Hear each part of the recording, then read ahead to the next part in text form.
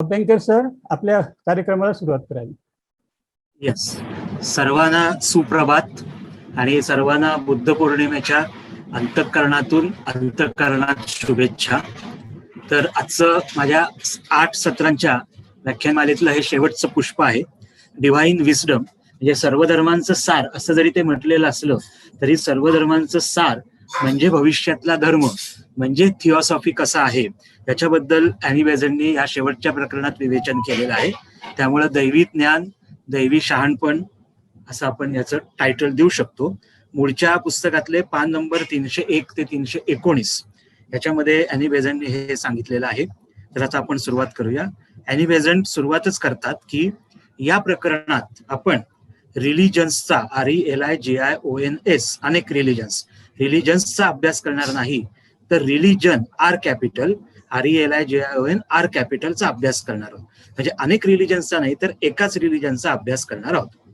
धर्माधर्मांना विभागणाऱ्या बाह्य स्वरूपावर लक्ष केंद्रित न करता सर्व धर्मांना जोडणारा जो आत्मा आहे, खरा हेतू आहे, तो पाहणार आहोत. सर्व धर्मांचे सामायिक मूळ काय आहे, सर्व धर्मात वास करणारा असा कोणता धर्म, द रिलिजन सगळं कॅपिटल RELIGION सगळं कॅपिटल. त्यामुळे सर्व धर्मांचे सामायिक मूळ काय आहे, सर्व धर्मात वास करणारा असा कोणता धर्म द रिलिजन आहे ते तपासणार आहोत. आणि हा खरा धर्म एवढा काळ सर्व धर्मांना पाठबळ देत होता, सर्व धर्मात अंगीभूत होता, तरी मागे पार्श्वभूमीवर का होता आणि सध्याच्या काळात तो पुढे आघाडीवर का आला आहे, स्वतःला ठामपणे अधोरेखित का करत आहे, त्याची कारणेही तपासणार आहोत. धर्मांचा काळजीपूर्वक अभ्यास करणारे सर्व विद्यार्थी एकमुखाने मान्य करतील की सर्व धर्मांचा पाया समान सामायिक आहे. जेव्हा पृथ्वीची संरचना आत्तासारखी नव्हती, आत्ता जेथे अटलांटिक महासागर आहे तेथे अटलांटिक खंड होते, म्हणजे तिथे 4था मानव वंश भाराला आलेला होता. त्याही आधी ऑस्ट्रेलिया, सध्याचं ऑस्ट्रेलिया, न्यूझीलंड, मादागास्कर येथे याचे अगदी थोडे अवशेष सध्या शिल्लक आहेत. तेथे लेमुरिया खंड म्हणजे 3रा मानव वंश अस्तित्वात होता. तेव्हाच्या अगदी अंधुक अशा भूतकाळात डोकावा. 18व्या शतकाच्या अखेरीस DULAURE डॉलरी अँड ड्युपिस यांनी धर्मांच्या उगमावर भाष्य केले. संपूर्ण 19व्या शतकात पाश्चिमात्य अभ्यासकांनी जे प्रतिपादन केले ते सर्व अवलोकन केल्यावर तुलनात्मक पौराणिक कथांचे शास्त्र कंपॅरेटिव्ह मायथॉलॉजी कसे हळूहळू क्रमाक्रमाने विकसित होत गेले आहे ते तुमच्या लक्षात येईल. पुरातन भूतकाळातील तसेच सध्याच्या काळातील पुरातत्व शास्त्रज्ञांच्या संशोधनातून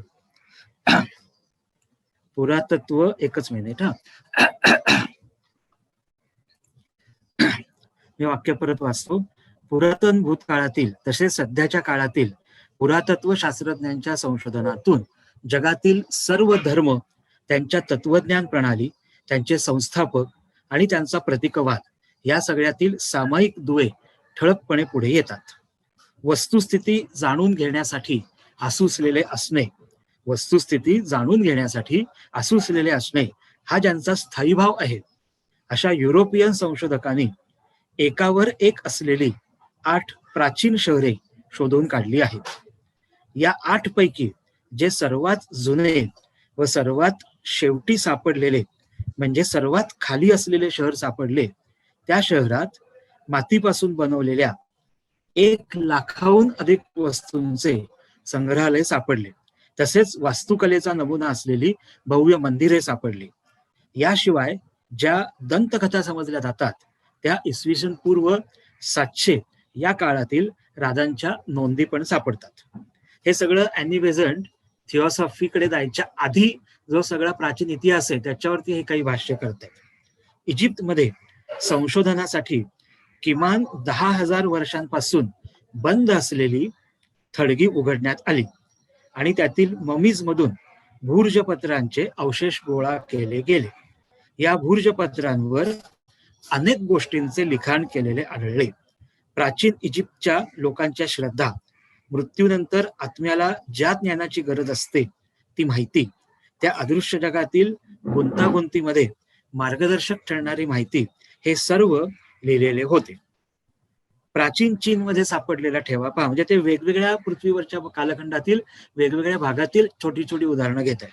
प्राचीन चीनमध्ये सापडलेला ठेवा पहा, ते धागे सरळ अटलांटिक कालखंडातील गोल्डन गेट, तेथील राजा, गोल्डन टेम्पल, आता नाश पावलेल्या त्या साम्राज्याकडे स्पष्ट निर्देश करतात.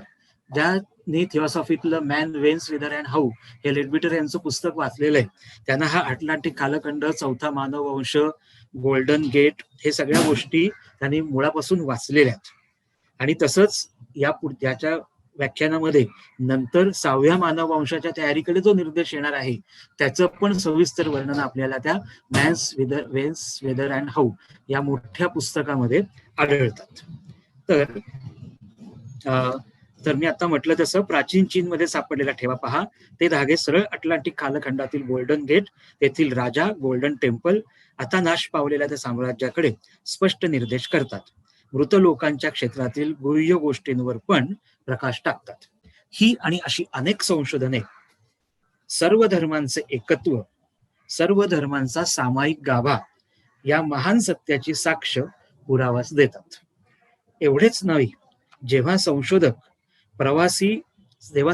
प्रवासी आदिवासी रानटी जमातींच्या वस्तीत व प्रदेशात गेले, आफ्रिकेमध्ये वगैरे, तेव्हा त्यांना आढळले की दगडी मूर्ती, जड वस्तू, निसर्गातील एखादी वस्तू किंवा वनस्पती, एखादा प्राणी यांची पूजा ते लोक करत असत. आणि अशी पूजा हाच त्यांचा धर्म आहे असे संशोधक मानतात. जसजसे हे लोक युरोपियन लोकांच्या संपर्कात येऊ लागले तसा त्यांचा विश्वास युरोपियन लोकांनी संपादन केला. प्रतीकातून जे प्रतीत होते, जे व्यक्त होते, त्यापेक्षा जास्त खोल अर्थाकडे स्थानिकांचे लक्ष वेधले गेले. तुम्ही ज्याला पूज्य मानता त्यापेक्षा ईश्वर वेगळा आहे. तो इतका सर्वव्यापी, सर्वशक्तिमान आहे की त्याला काही विशेष नाव देता येणार नाही, त्याला कोणत्याही प्रतीकात बांधता येणार नाही. ईश्वर इतका प्रेमळ आहे की त्याला लहान मुले किंवा इतर कोणत्याही बळींची गरज नाही, हे युरोपियन लोक स्थानिकांना सांगू लागले. रानटी जमातींसाठी हे विचार खूपच अस्पष्ट आणि खूपच दूरवरचे होते. जगात घडणाऱ्या आतापर्यंत सांगितलेल्या आणि अशा इतर अनेक घडामोडींमुळे संशोधनातून पौराणिक बाबींसंदर्भात तुलनात्मक अभ्यासाच्या महान केंद्राचा पाया तयार झाला. जगभरातील अशी वैश्विक केंद्रे निश्चित निर्णयाला आली आहेत की सर्व धर्मांचे मूळ एकच आहे. सर्व धर्मात अनेक बाबी सामायिक आहेत. जसे की सर्व धर्मांचे संस्थापक, प्रत्येक धर्माचा संस्थापक हा दिव्य मानव किंवा अवतार आहे. त्यांच्या तत्वज्ञान प्रणाली सारख्याच आहेत. त्यांची नीतितत्वे व त्या संदर्भातील शिकवण समानच आहे. त्या सर्वांचा प्रतीकवाद पण एकमेकांशी मिळता जुळता आहे. या शेवटच्या वाक्यामध्ये आपल्याला सिक्रेट डॉक्ट्रिन आणि आयसेस अनवील्ड, विशेषतः सिक्रेट डॉक्ट्रिन मध्ये खूप उदाहरणं, भरपूर संदर्भ याचे मिळतात. अगदी लेमोरियन पासून ते आतापर्यंतचे सगळे. ख्रिश्चनांचा क्रॉस त्या आधीच्या काळातील इट्रुस्कॅन लोकांच्या थडग्यातून आढळले. मायन संस्कृतीच्या उत्खननात पण ख्रिश्चनांचे क्रॉस सापडले. मायन म्हणजे तिकडे पेरू आणि त्या दक्षिण अमेरिकेतील देशांमध्ये, पेरू, मेक्सिको तिकडच्या भागात. इजिप्तमधील थडग्यात क्रॉस, त्रिकोण, बिंदू, वर्तुळ इत्यादी प्रतीके सापडली. या सर्वांवरून पौराणिक शास्त्रज्ञ या निष्कर्षाला ठामपणे पोचले आहेत की सर्व धर्मांचा आधार एकच आहे. एकाच पायावर, एकाच संकल्पनेवर त्यांची विविध प्रतीके, विविध आविष्कार उभे आहेत. त्यांनी असा निष्कर्ष काढला की मानवी अज्ञान, मग ते कोणत्याही स्वरूपाचे असो, यावर सर्व धर्मांचा डोलारा उभा आहे. रानटी आदिवासींनी निसर्गातील शक्तींना मनुष्यत्व बहाल केले. सूर्याला भव्यतेचे प्रतीक मानले. रोष, संताप यांचे प्रतीक वाऱ्याला मानले. जेव्हा भूकंपाने पर्वत हादरत दऱ्याखोऱ्यात प्रचंड पूर येत असे, तेव्हा ते म्हणत, देवाचा कोप झाला आहे, मला आता त्याला शांत केले पाहिजे, त्याला प्रसन्न केले पाहिजे, म्हणजे तो आमच्याशी मित्रत्वाने वागेल. पौराणिक शास्त्रज्ञ म्हणतात की ईश्वरावर मानवी गुणांच्या अशा आरोपणातूनच सर्व धर्म उदयाला आले आहेत. अर्थात नंतर ॲनिबेझंट हे कसं चुकीचं आहे हे पण सांगतात थोड्या वेळाने. कोणताही धर्म सध्या कितीही उच्च पातळीवर असो, त्यात काळाच्या ओघात कितीही शुद्धीकरण झालेले असो, त्यात आधी खूप अपक्वपणा आणि आत्ता अधिक पूर्णत्व असो, तरी सर्व मानवी धर्मांचा पाया मानवी अज्ञानच आहे, या निष्कर्षाच्या आधारे एका कालखंडात धर्मावर निर्णायक आघात झाले. एका दृष्टीने हे सर्व निष्कर्ष खरेच आहेत, फक्त अज्ञानापोटीच एखादा हे निष्कर्ष नाकारेल. या क्षेत्रात जे संशोधन चालू आहे ते धर्माच्या टीकाकारांना बळच देईल, परंतु पौराणिक शास्त्रज्ञ वस्तुस्थिती सांगण्यात अगदी अचूक असले तरी त्या वस्तुस्थितीवरून ते जे तर्क लढवतात, अनुमाने काढतात, त्यात ते चुकीचे ठरतात. अनुमान किंवा तर्क ही सत्यस्थिती नसते, तर सत्यस्थितीच्या आकलनाप्रमाणे एखाद्याची कल्पना असते. वस्तुस्थिती आणि तर्क वेगळे करा आणि या पार्श्वभूमीवर भूतकाळातील सर्व संशोधने तपासा.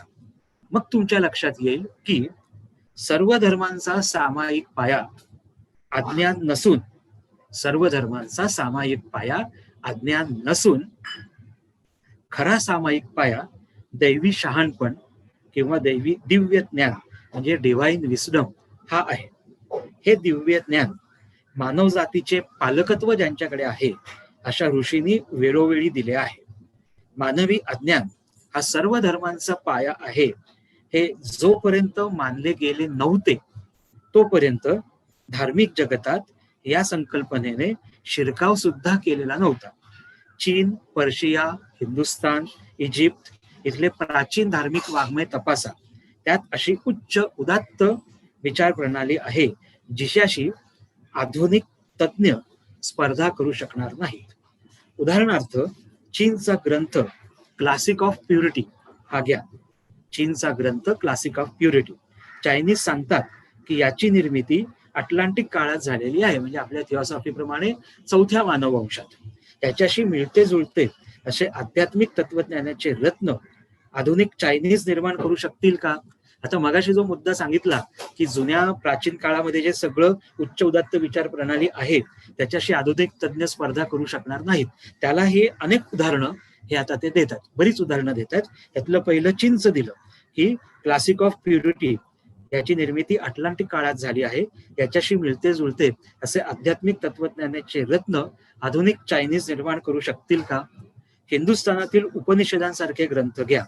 त्यात असलेल्या परमतत्व, वैश्विक आत्मा इत्यादी शिकवणुकीतून प्रतीत होणारी तत्वज्ञानाची खोली, विचारांची प्रगल्भता, त्यातील उदात्तता हे सर्व आधुनिक लेखक आपल्या लेखणीतून निर्माण करू शकतील का? पारशी गाथा सध्या ज्याचे फक्त आंशिक अवशेष उपलब्ध आहेत त्याबाबतही हाच प्रश्न लागू होतो. इजिप्शियन लोकांचे बुक ऑफ डेड घ्या.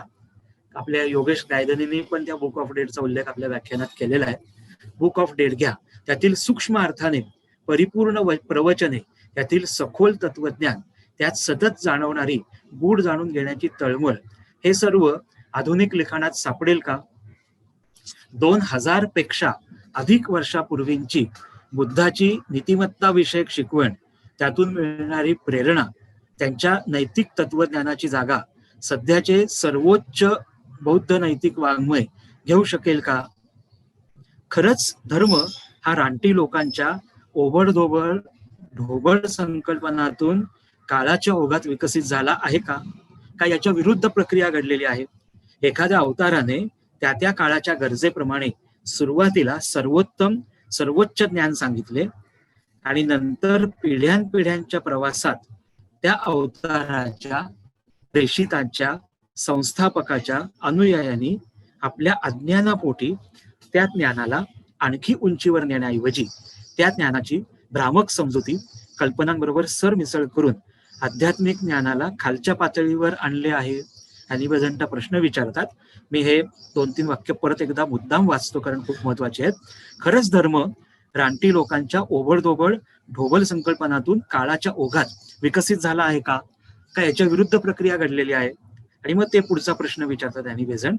एखाद्या अवताराने त्या काळच्या गरजेप्रमाणे सुरुवातीला सर्वोच्च ज्ञान सांगितले आणि नंतर पिढ्यानपिढ्यांच्या प्रवासात त्या अवताराच्या, प्रेषिताच्या, संस्थापकाच्या अनुयायांनी आपल्या अज्ञानापोटी त्या ज्ञानाला आणखी उंचीवर नेण्याऐवजी त्या ज्ञानाची भ्रामक समजुती कल्पनांबरोबर सरमिसळ करून आध्यात्मिक ज्ञानाला खालच्या पातळीवर आणले आहे, हा प्रश्न विचारतात. कोणत्याही धर्माचे अनुयायी सर्वोच्च शिकवणुकी संदर्भात आपल्या संस्थापकाकडे निर्देश करतात, हाच मोठा सहज पुरावा दुसऱ्या शक्यतेला पुष्टी देतो. आजचा मुख्य बिशप ख्राइस्टच्या शिकवणुकीशी स्पर्धा करू शकेल का?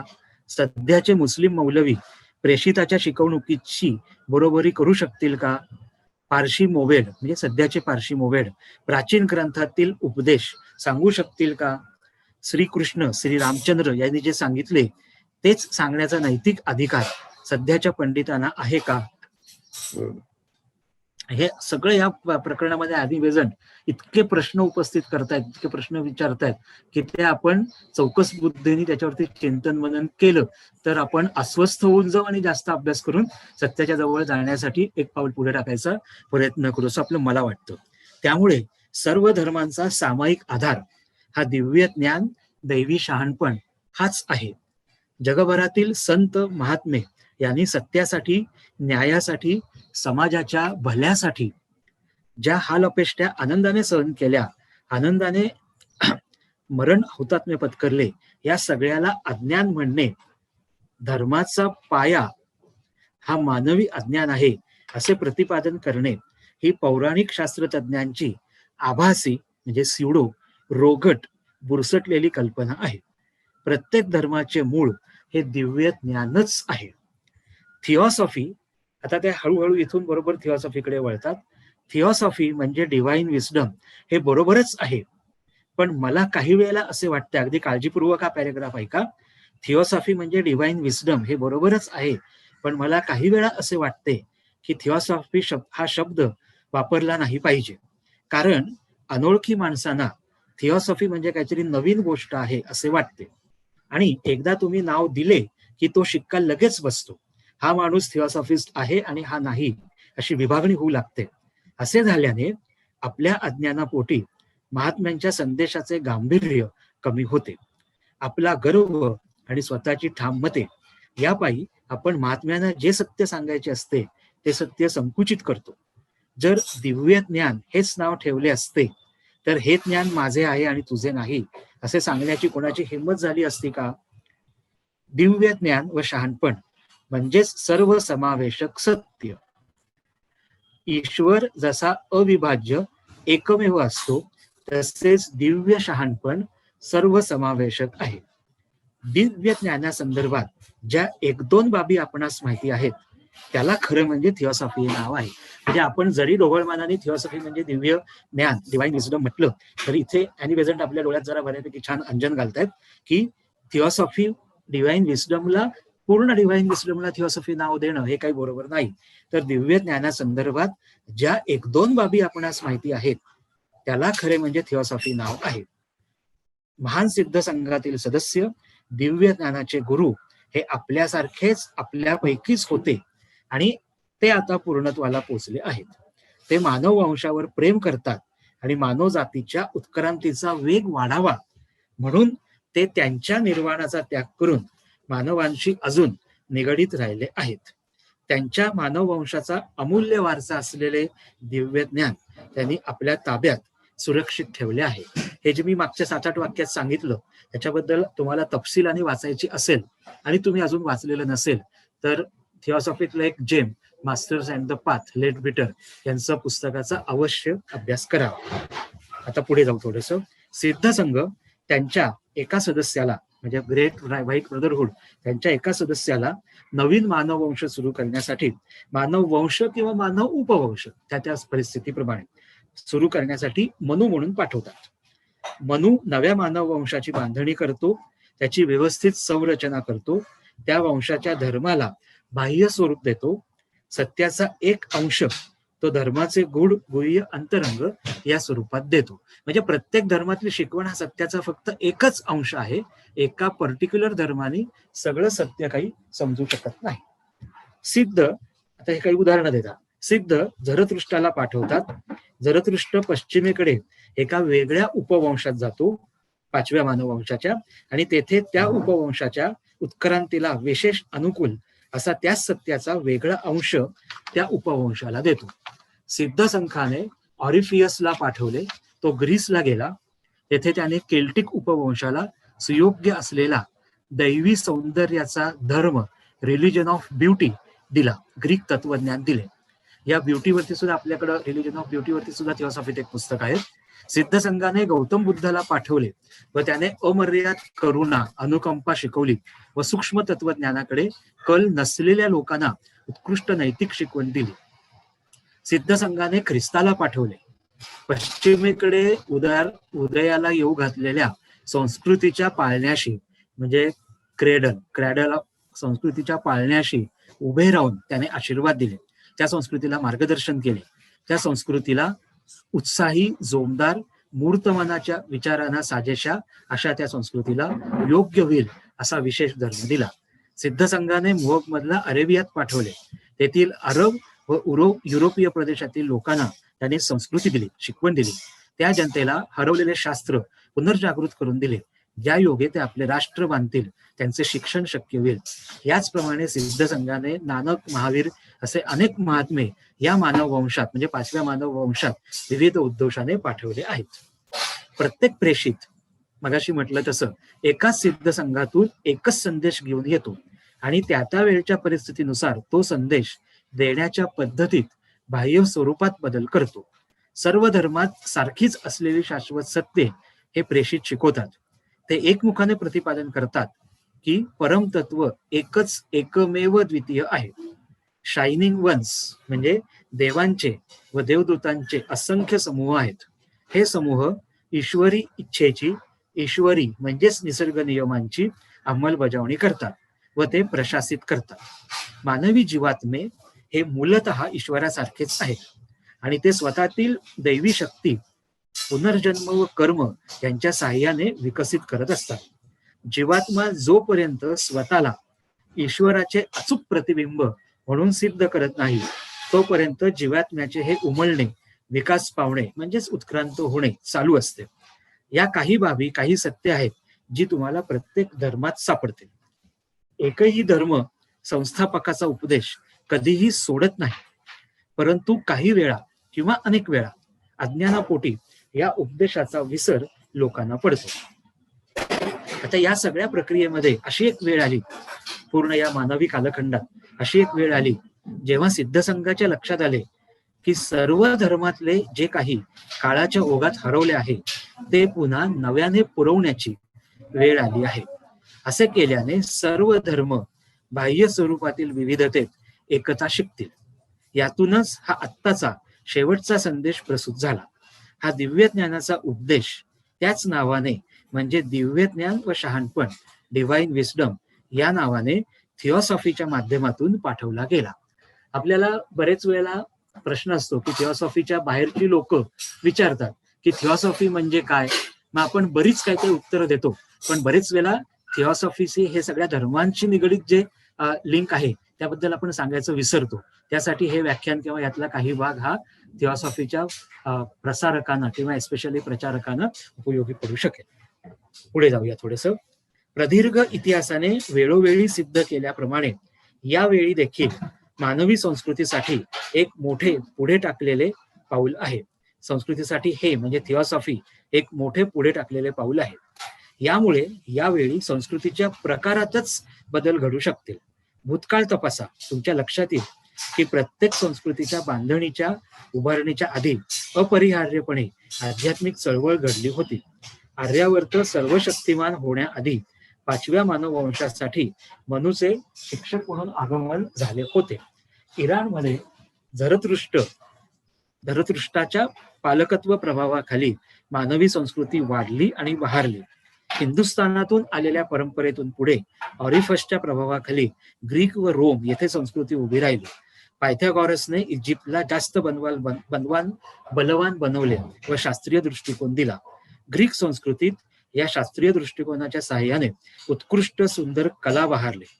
अनेक शतकांनंतर रानटी लोकांच्या प्रचंड आक्रमणामुळे रोमचा नाश होऊन परिवर्तन होण्याआधीच ख्रिस्ताचा जन्म झाला आणि धर्माचे आणखी एक स्वरूप उदयाला यायला तयार झाले. अरबियन संस्कृतीने पाश्चिमात्य जग उजळून जायच्या आधी मोहम्मद त्या संस्कृतीला मार्गदर्शन करायला, त्यांच्या विचार प्रणालीला आकार देण्यासाठी आला. आतापर्यंत ज्यांनी ज्यांनी धर्म स्थापन केला त्या सर्वांनी एका विशिष्ट संस्कृतीला आकार दिला. त्या कक्षेत जे होते त्यांचा त्या धर्मावर आणि संस्थापकांवर विश्वास होता आणि बाकीच्यांचा विश्वास नव्हता. याचाच अर्थ असा की आतापर्यंत प्रत्येक धर्म एक विशिष्ट प्रदेश, एक विशिष्ट संस्कृती, एक विशिष्ट मानसिकतेचे लोक यांच्या पुरताच मर्यादित होता. पण आता सिद्ध संघाने जो दिव्य ज्ञानाचा आविष्कार जगात प्रस्तुत केला आहे, हे सगळं आताच्या बाबतीत जे बोलणं सगळं ते थिओसॉफीकडे निर्देश करतं. आता सिद्ध संघाने जो दिव्य ज्ञानाचा आविष्कार जगात प्रस्तुत केला आहे त्यात मूलभूत फरक आहेत. स्वरूप पूर्णता वेगळे आहे. हा नवीन संदेश, ही नवीन प्रेरणा कोणत्याही नवीन चौकटी निर्माण करत नाही, कोणताही नवीन धर्म स्थापन करत नाही, माणसामाणसात कोणतेही विभाजन करत नाही कुठल्याही आधारावरती. ही नवीन प्रणाली, ज्याला थिओसॉफी म्हणतात, सांगते, ही नवीन प्रणाली सांगते म्हणजेच थिओसॉफी सांगते की प्रत्येक धर्म हा ईश्वरापासून आलेला आहे आणि प्रत्येक धर्मात त्याच्या अनुयायांना जे आवश्यक ते सर्व आहे. हिंदूंनी हिंदूच राहावे, पण त्यातील औपचारिकपणाचा त्याग करावा, स्वतःचा गर्व आणि श्रेष्ठपणाची भावना सोडावी, असे ही प्रणाली थिओसॉफी हिंदूंना सांगते. थिओसॉफी पारशांना सांगते की जरी तुमचा धर्म दैवी प्रेषिताने दिला असला तरी तुम्ही इतरांच्या प्रेषितांचा पण आदर ठेवला पाहिजे. ख्रिश्चनांनो, फक्त एवढाच विचार करू नका की तुमचा धर्म एकमेव आहे. तुमच्या धर्माचे बाह्य स्वरूप हे ज्ञानाने आलेले नाही, तर ते तुमच्यावर लागलेले आहे. म्हणून तुमचा धर्म मुळापासून अभ्यासा, तुमचे तत्वज्ञान समजून घ्या, तुमचा गूढवाद लक्षात घ्या. थिओसॉफी मुस्लिमांना सांगते की जेव्हा तुमचा प्रेषित सांगतो की प्रेषितांमध्ये फरक नाही, प्रत्येकाने आपल्या प्रेषितांचे अनुकरण करा, मग तुम्ही इतर धर्मीयांना काफिर म्हणून का वागणूक देता? हे जे थिओसॉफी सांगते सगळं, त्यात नवीन काहीच नाही. श्रीकृष्णाने, म्हणजे थिओसॉफी आपल्याला माहिती आहे, थिओसॉफीनी नवीन काही दिलेलं नाही, पण सगळ्या गोष्टींचं परत पुनरुत्थान, ज्ञानाचं पुनरुत्थान केलेलं आहे. हे ज्यांनी थिओसॉफीचा बेसिक अभ्यास केला त्यांना माहिती आहे. तेच अॅनी बेझंट इथे सांगतात की थिओसॉफी जे हे सांगते त्यात नवीन काहीच नाही. श्रीकृष्णाने भगवद्गीतेत हेच सांगितले आहे की मनुष्य कोणत्याही मार्गाने माझ्याकडे येऊ दे, मी त्याला त्याच्या मार्गावर भेटेन, कारण सर्व मार्ग माझ्याकडेच येतात. ख्रिस्ताने पण हेच सांगितले आहे की मेंढ्या जरी वेगवेगळ्या कळपातील असल्या तरी सर्व कळपांचा मेंढपाळ मीच आहे. सुफी संत पण हेच सांगतात की जितके माणसांचे श्वास तितके माझ्याकडे येण्याचे मार्ग आहेत. असे जर आहे तर सध्या विविध धर्मात अज्ञान संकुचितपणा कुठून आला?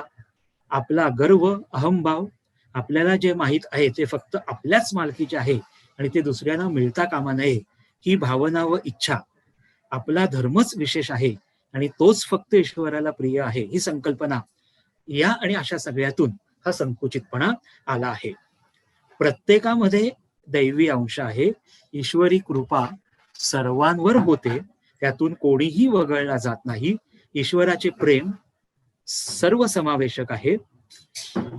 ही अध्यात्माची खरी भव्यता व सौंदर्य आहे. पण आपण म्हणतो की प्रत्येक धर्म वेगवेगळे सांगतो. कोण म्हणतो की या मार्गाने जा, तर कोण म्हणतो की त्या मार्गाने जा.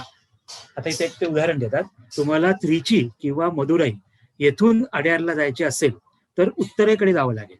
या उलट वाराणसी किंवा अलाहाबाद येथून अड्यारला यायचे असेल तर दक्षिणेकडे जावे लागेल. वरवर पाहता हा स्पष्ट विरोधाभास आहे, पण दोन्ही मार्ग बरोबरच आहेत, आपापल्या परीने, आपापल्या ठिकाणी. ईश्वर हा वर्तुळाचे केंद्र आहे आणि आपण सगळे परिघावर आहोत. आपण परिघाच्या अनेक बिंदूंपासून येतो पण एकाच केंद्राकडे जातो.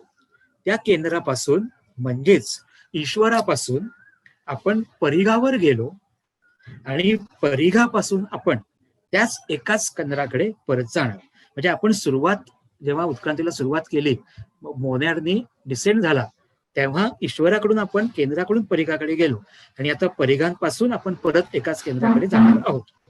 आपली तोंडे विविध दिशांना आहेत, कारण आपण परिघावरून वेगवेगळ्या बिंदूंपासून प्रवास सुरू करतो.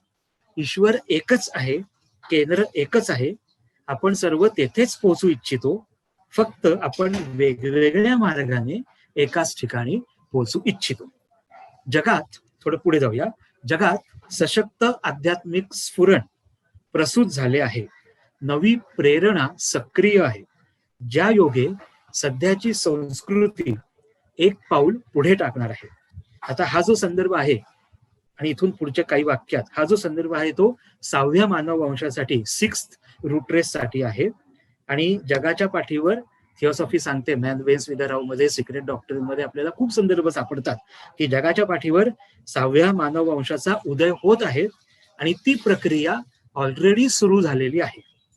आता आपण पुढे जाऊ.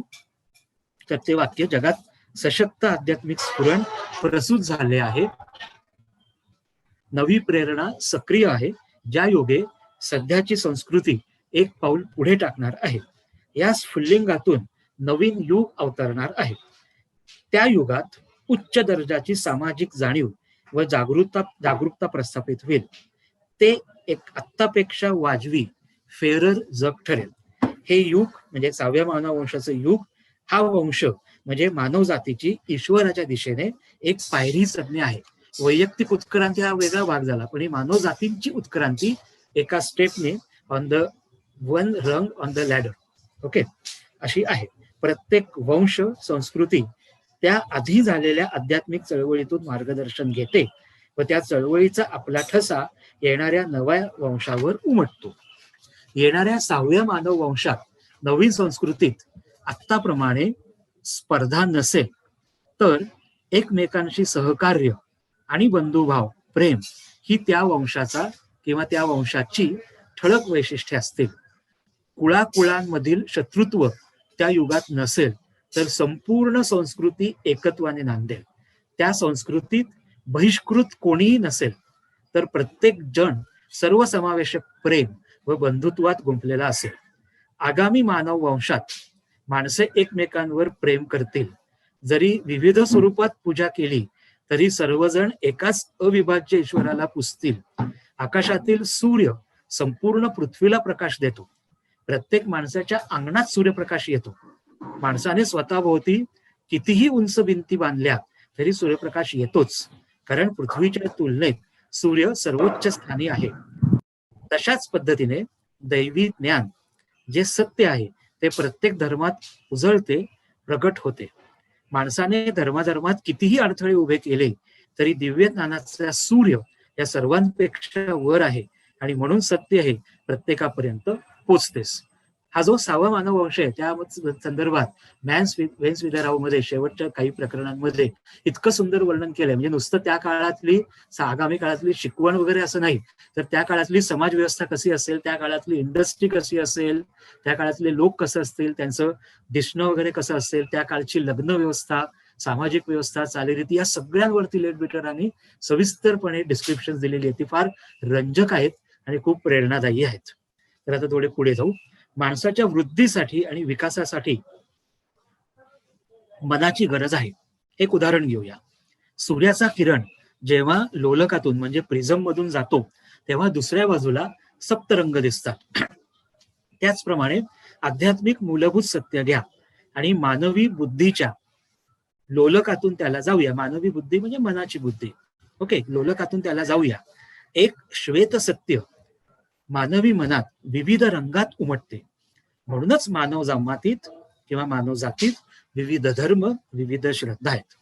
उत्क्रांतीच्या प्रवासात माणसाचे मन उमलणे, मानवी बुद्धीचा विकास होणे हा आवश्यक टप्पा आहे.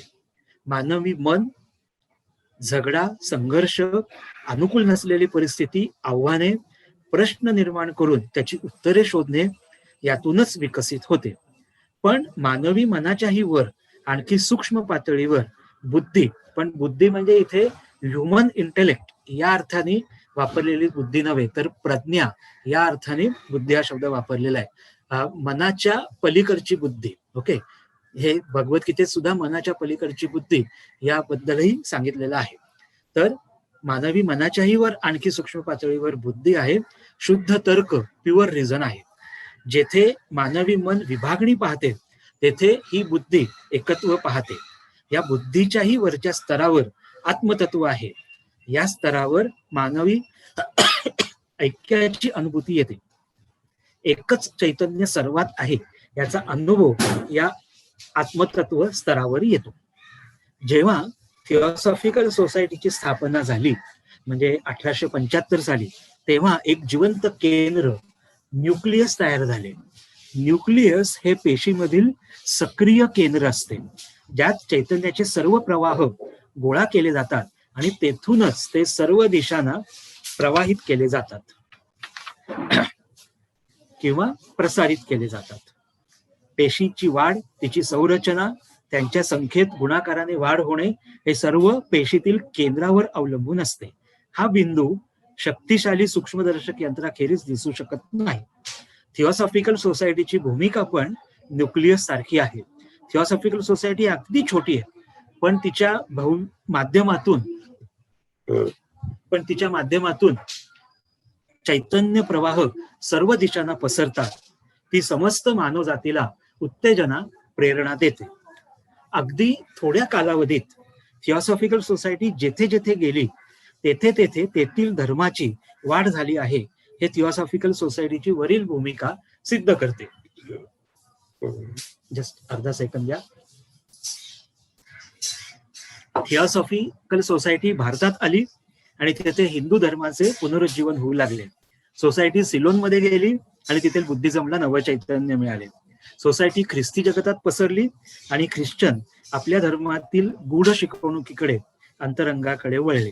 ख्रिश्चन चर्चच्या व्यासपीठावरून पुनर्जन्म सांगितला जाऊ लागला.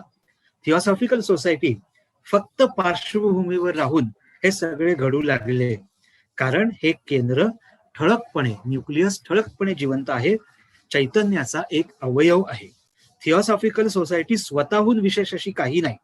काही गोष्टी, काही माणसे एका विशिष्ट प्रकारे एकत्र आहेत, पण थिओसॉफिकल सोसायटी ही चैतन्य बल आहे आणि त्यात सर्व काही आहे. महात्मे थिओसॉफिकल सोसायटीच्या माध्यमातून हे चैतन्य सर्व धर्मात प्रसूत करत आहेत.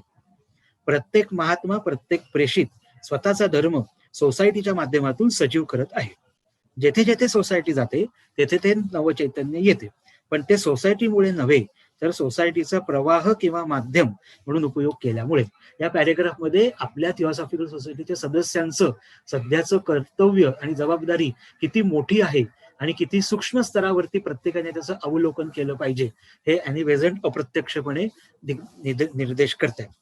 काही जण विचारतात की थिओसॉफिकल सोसायटी फक्त आध्यात्मिक बाबींशीच का निगडित आहे?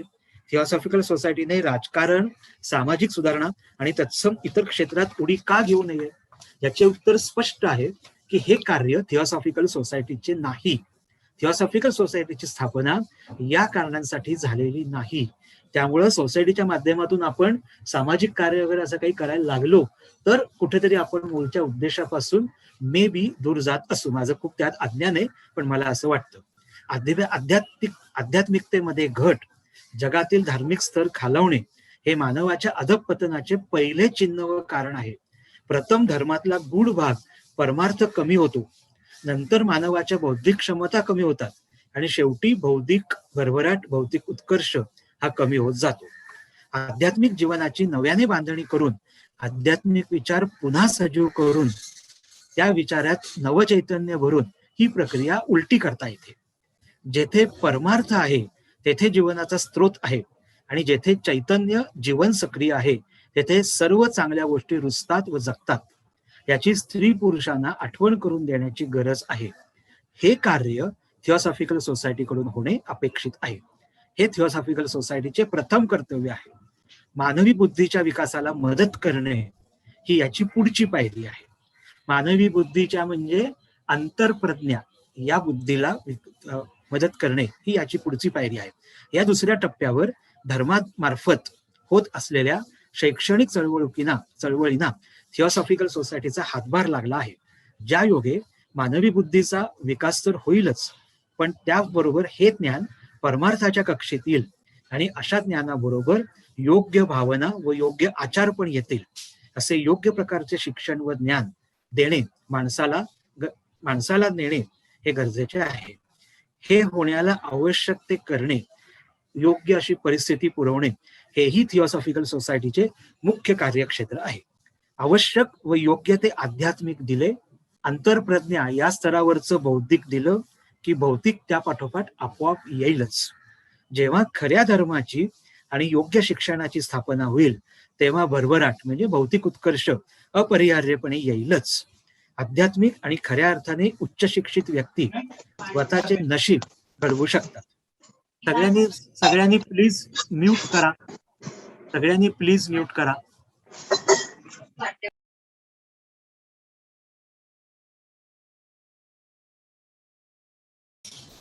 ओके, कोणीतरी म्यूट केलं की पालकृतांना सगळ्यांना म्यूट करावं लागतं, मग मी पण म्यूट होतो आणि आपल्या प्रक्रियेमध्ये एका साखळीमध्ये कुठेतरी डिस्टर्बन्स निर्माण होतो आणि आपण थिओसॉफी यासारख्या सूक्ष्म विषयावरती एकत्रित संवाद आणि चिंतन करत असताना एवढी जबाबदारीची जाणीव प्रत्येकाने ठेवा की प्रत्येकाने म्यूट राहा कृपया प्लीज. ओके, आपल्या महात्म्यांचे अनुकरण करत आमच्यापैकी काही जण हा मार्ग निवडून, अॅनी बेझंट असं म्हणतात की आमच्यापैकी काही जण हा मार्ग निवडून त्या मार्गावर चालण्याचा प्रयत्न करीत आहेत. आम्ही गुरु म्हणून नव्हे, हे 1901 मधलं लेक्चर आहे. म्हणजे त्यापर्यंतच्या Annie Besant, Leadbeater, colonel Olcott, Damodar असे जे सगळे थिओसॉफिकल नेते होऊन गेले, बरेच झाले, त्यांच्याकडे हा निर्देश आहे की आमच्यापैकी काही जण महात्म्यांचे अनुकरण करत हा मार्ग निवडून त्या मार्गावर चालण्याचा प्रयत्न करत आहोत. आम्ही गुरु म्हणून नव्हे तर गुरूंचे फक्त दूत म्हणून भूमिका बजावत आहोत. आम्ही कोणतेही अधिकार घेत नाही, कोणतीही आज्ञा देत नाही, तर आम्ही जे पाहिले व ऐकले ते फक्त सांगतो. इथे जे पाहिले आणि ऐकले ते क्लायर व्हायन्स आणि क्लायर ऑडियन्स यांनी सगळा रिसर्च करून, त्याबाबत आपल्याला माहिती आहे की अॅनी बेझंट आणि लेडबिटर यांचा ऑकल्ट केमिस्ट्री हा सुद्धा खूप सुंदर ग्रंथ आहे. तर तसं पाहिले ऐकले म्हणजे अंतर्दृष्टीने सुद्धा, अंतर्चक्षुने सुद्धा. तुमच्या बुद्धीला पटल्याशिवाय ते स्वीकारू नका. आय बिलीव्ह ही सर्वात घातक दांभिकता व डोंगीपणा आहे. आय बिलीव्ह ही सर्वात घातक दांभिकता व डोंगीपणा आहे. एखाद्या तत्वाला, उपदेशाला तुमच्या मेंदूत स्थान नसताना, तुमच्या हृदयाकडून प्रतिसाद नसताना फक्त तोंडाने उच्चारणे हा मोठा दांभिकपणा आहे. तुमचा बांधव तुमच्यापेक्षा वेगळा आहे यांनी काय फरक पडतो? तुमची श्रद्धा ठेवाच, पण त्याच्या श्रद्धेचाही आदर करा. फक्त एकच धर्म अस्तित्वात असताना नव्हे तर अनेक धर्म अस्तित्वात असताना त्या सर्वाचा स्रोत एकच आहे, त्या सर्वांचे गंतव्यस्थान एकच आहे, सर्व धर्म अंतरंगातून एकच आहेत हे ओळखणे म्हणजे खरे धार्मिक ऐक्य. इतर धर्मांबद्दल नेहमी वापरले जाणारे निर्भत्सनायुक्त शब्द टाळा. कठोर जहाल शब्द तुमच्या तोंडून येऊ देऊ नका. म्लेच्छ, काफिर, अधर्मी, नास्तिक ही विशेषणे विभाजन दर्शवतात, एकत्व नाही. तुमच्या तोंडून ही दूषणे येणार नाहीत याची काळजी घ्या. तुम्हाला पूर्ण सत्य गवसले आहे याची तुम्हाला खात्री आहे का? जर नाही तर तुमच्या बांधवांना गवसलेले सत्य तुमच्या सत्यापेक्षा वेगळे आहे असे म्हणून त्यांना दूषणे का देता? तुला किंवा मला जर संपूर्ण सत्य गवसले असते किंवा ते आपण पूर्णतः पाहू शकलो असतो, त्यावर अचूक भाष्य करू शकलो असतो, तर सत्य ही किती दयनीय गोष्ट ठरली असती. म्हणजे पूर्ण सत्य हे शब्दात व्यक्तच करता येत नाही, त्यांना थोडक्यात सांगायचे. वस्तुस्थिती अशी आहे की सत्य हे ईश्वरा इतके अमर्याद आहे. सत्याच्या शक्तीचा आवाका आपण कसा लक्षात घेणार? आपल्याला समजणारे सत्य हे ईश्वराचा संपूर्ण सत्याचा एक किरण आहे. प्रत्येक सौंदर्य त्या दैवी सौंदर्याचा एक किरण आहे. जे जे काही प्रेममय आहे ते त्या वैश्विक प्रकाशाचा एक झरोका आहे. आपण एकमेकांचा द्वेष का करायचा? आपल्याला एकत्र बांधणारे घटक हे विभाजन करणाऱ्या घटकांपेक्षा जास्त आहेत. आपल्याला विभागणारे घटक हे बाह्य आहेत. उदाहरणार्थ केसांचा पोत, त्वचेचा रंग, जात भिन्नता, पौर्वात्य किंवा पाश्चिमात्य इत्यादी. जे वैश्विक सत्य आहे त्याला आपण नावे देतो, विशिष्ट शिक्के मारतो. जे अमर्त्य आहे त्याचे वारसदार स्वतःला ठरवतो. एका धर्माने इतर श्रद्धा, इतर धर्म याबाबत कनवाळू वाजवी म्हणजे फेअर असता कामा नये का? इतरांचे सत्याचे आकलन आपल्यापेक्षा वेगळे असते याचा अर्थ असा नाही की आपणास जास्त सत्य समजते. एखादी व्यक्ती असे सत्य सांगते जे इतरांना माहीत नाही, तर ते सत्य त्याला सांगू दे आणि ते आपण ऐकूया. असे शक्य आहे की ईश्वराने त्याला प्रकाशाची एक झलक दाखवली आहे ज्याबाबत आपण अनभिज्ञ आहोत. त्याला गप्प करू नका, कारण त्याला गप्प करण्याने आपण ईश्वराच्या आवाजालाच गप्प करतो. पाखंडी विधर्मी असं काही नसतं. दुसरा तुमच्यापेक्षा वेगळे सत्य सांगतो याचा अर्थ असा की तो सत्याकडे थोड्या वेगळ्या दृष्टीने पाहतो. मी कधी कधी असा विचार करते, आणि वेजन म्हणतात की धर्म हा विविध रंगी आणि विविध छटा असलेल्या रत्नांचा मुकुट आहे. कुशल कसबी सोनार प्रेमाच्या सोन्याने आणि ज्ञानाच्या बांधणीने त्या रत्नांना एकत्र घट्ट गुंफतो आणि मुकुटाच्या सर्वात वरती दिव्य ज्ञान रूपी कोहिनूर हिरा ठेवतो. असा हिरा जो शुभ्र धवल आहे, त्यात सर्व रंग समाविष्ट आहेत. तो एखादीच छटा दाखवत नाही. पृथ्वीच्या सिंहासनावर आरूढ झालेल्या मानवतेच्या डोक्यावर एक दिवस ईश्वर हा मुकुट ठेवेल. तेव्हा मानवतेला समजेल की तो दैवी एकतेचाच भाग आहे. या भव्य सांगतेच्या इतिपूर्ततेच्या दिवशी या ठिकाणी पोचण्यासाठी भूतकाळात जे अडथळे आले, अडचणींना सामोरे जावे लागले, त्याचे आता चीज झाले असताना त्या त्रासांबद्दल कोण पश्चाताप किंवा तक्रार करेल? तर इथे हा शेवटचं प्रकरण संपते. मी मागचे 7 सत्रांमध्ये 7 धर्म घेतले आणि हे डिवाइन विस्डम पूर्ण पुस्तकात आपल्याला ॲनी बेझंटची यांची भाषेवरचं प्रभुत्व आणि ऍक्च्युअली दिलेलं व्याख्यान आहे. म्हणजे व्याख्यान देता सुद्धा त्याच्यामध्ये असलेली सगळी सलगता या गोष्टी पदोपदी दाखवतात. पण विशेषतः शेवटचं प्रकरण वाचताना मी अक्षरशः तो वाचताना त्याचा अर्थ समजून घेताना आणि अनुवाद करताना अक्षरशः एका वेगळ्या भावविश्वास होतो की किती स्ट्रेट फॉरवर्ड आणि किती प्रखरपणे डायरेक्ट शब्दात रोखठोक ॲनी बेझंट आपल्याला दिगमूढ करून टाकतात. त्या भाषेची प्रवाहता, भाषेची सशक्तता आणि विचार मांडण्याची एक सलग पद्धत ही पूर्ण पुस्तकात आणि शेवटच्या प्रकरणात किती प्रकर्षाने आपल्याला जाणवते. हे मला जसं जाणवलं तसं त्याचं जे काही मी अगदी मोडक्या स्वरूपात तुम्हाला सांगण्याचा प्रयत्न केला, त्याच्यातून तुम्हाला जाणवलं असेल. तुम्हीही थोडेसे एखाद्या वेळेस त्या अवस्थेत गेलेले असाल याची मला खात्री आहे. तर आता मी इथे थांबतो. या 8 व्याख्यान सत्रांचा हा समारोप होतोय. ओम शांती, peace to all. Annie Besant प्रत्येक पुस्तकाचा शेवट हा पीस टू ऑल करतात. तसंच पीस सर्वांप्रती शांतता असं म्हणून मी आता हा शेवट करतो.